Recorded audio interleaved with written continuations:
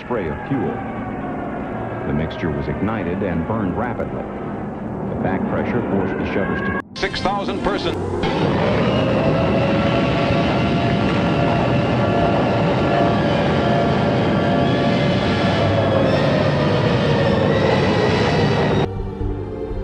For my infant son. Because if my time in the Army taught me one thing,